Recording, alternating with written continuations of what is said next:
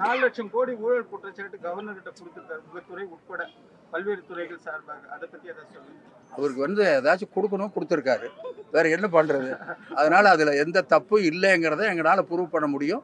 எந்த குறைபாடோ அல்லது குற்றச்சாட்டோ அவங்க சொல்ல முடியாது. ஆனா அவங்க ஒரு கொடுக்கணுங்கிறதுக்காக கொடுத்துருக்காங்க. இது உங்கள் கனவை சொல்லுங்கள் அப்படிங்கிறது ஏற்கனவே பல வழிகளில் அவர்களுடைய பிரச்சனைகள் கேட்டு வாங்கி அதையெல்லாம் தீர்ப்பதற்கான நடவடிக்கை எடுக்கப்பட்டிருக்கிறது. அதாவது மனு கொடுத்து கேட்டு வாங்கியிருக்கோம். என்னைக்கு முதலமைச்சர் என்றைக்கு சிஎம்ஆ பொறுப்பேற்றாரோ அன்னையிலிருந்து இந்த நிகழ்ச்சிகள் பல வகையில் நடக்கிறது. சில கோரிக்கைகளை நீங்கள் எழுதி கொடுங்கள் என்று வாங்குவதற்கு பல்வேறு விதமாக வாங்கி அதற்காக தனியாக கேம்ப் நடத்துறதெல்லாம் உங்களுக்கு தெரியும். இப்பொழுது இது ஒரு புது விதமாக அந்த மக்களுக்கு ஒரு உணர்வு வர வேண்டும். அவங்க சில பேர் வீட்டில் உட்காந்துட்டு யோசிக்கிறாங்க, இந்த இடத்துல இப்படி வந்தால் நல்லாயிருக்கும், இந்த வீதியில் இப்படி வந்தால் நல்லா இருக்கும்ட்டு. அதை அங்கே வச்சுக்கிட்டு யோசிக்காதீங்க, நம்மளோட சேர்ந்து இணைந்து வாங்க, அதை செய்யலாம் அப்படிங்கிறதுக்காக கொண்டு வருகிற ஒரு திட்டம். அதை அரசியல்னு சொன்னால் நம்ம எதைத்தான் செய்கிறது? வீட்டை விட்டு வெளியில் வரதே அரசியல்னு ஆகி போயிடும். வேலை அப்படின்னு சொல்லி எடப்பாடி பழனிசாமி அவர்கள் இந்த உங்கள் கனவு திட்டத்தை விமர்சிச்சிருக்காரு. தரவுகள் டேட்டாஸ் அது அந்த மக்கள் முடிவெடுக்கட்டும்.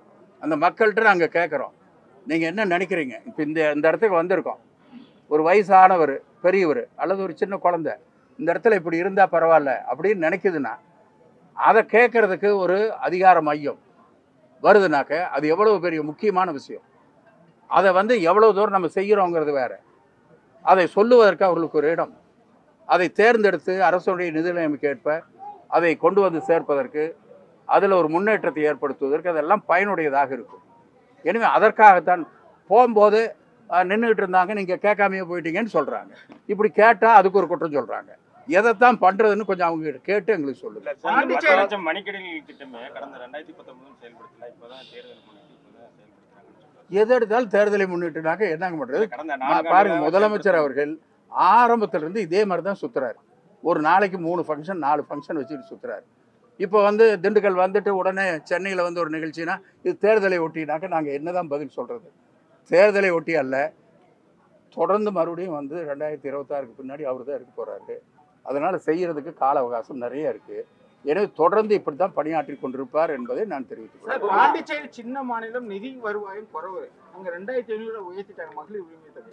பொங்கல் கிஃப்ட் 5 கிலோ அரிசி தராங்க, பாமாயில் தராங்க, சக்கரை 2 கிலோ தராங்க. நமது பெரிய மாநிலம் நிதி வருவாய் இருக்குது, அப்படி ஏன் கம்மியா தெரியும்? இல்லை, மற்றதில் என்ன பண்ணுறோங்கிறத பாருங்க. மகளிர் உரிமை தொகை பாருங்கள், அதெல்லாம் ஒப்பிடுங்க. அது அது இல்லை, நான் கேட்குறது மற்ற திட்டங்கள். இப்போ குழந்தைங்க படிக்க போகிறதுக்காக அவங்களுக்கு 1000 ரூபா கொடுக்கறது, காலை உணவு திட்டம், இதெல்லாம் எல்லாமே மொத்தமாக கம்பேர் பண்ணி அப்புறம் எங்களுக்கு சொல்லுங்க. 5 ஆண்டு கால திமுக ஆட்சிக்கு அன்புமணி ராமதாஸ் 13 மார்க் தான் கொடுத்திருக்காரு. ஏங்க அவர் யாருக்கு வாதியாரு? என்னங்க சார், திமுக தோல்வி பயத்தினால தான் இந்த தடவை 3000 கொடுத்திருக்காங்க அப்படின்ற மாதிரி அன்புமணி ராமதாஸ் தெரிவிச்சிருக்காரு. அவங்க தங்களை முன்னிறுத்திக்கணுங்கிறதுக்காக சொல்ற விஷயம். திமுக முதலமைச்சர் அவர்கள் எத்தனையோ திட்டங்களை வரிசையா அவர் முதலமைச்சர் ஆன காலத்தில் பேருந்துல கட்டணம் இல்லாமல் பெண்கள் பயணம் செய்யலாம் என்று முதல் நாள் கையெழுத்து போட்டு கொண்டு வர்றாரு. அது எதை நோக்கி?